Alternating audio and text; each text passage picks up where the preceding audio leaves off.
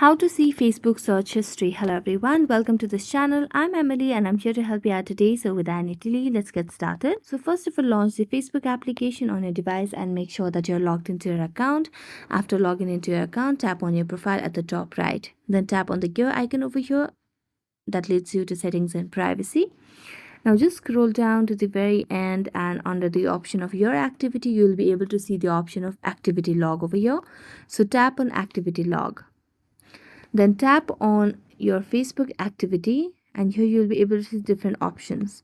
You can directly go onto this options over here where you can see numerous options such as story activity, page likes, following and so on. So just swipe it and you can see the option of search history.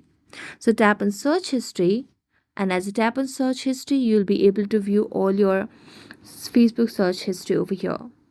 So thank you so much for watching this video. See you next time.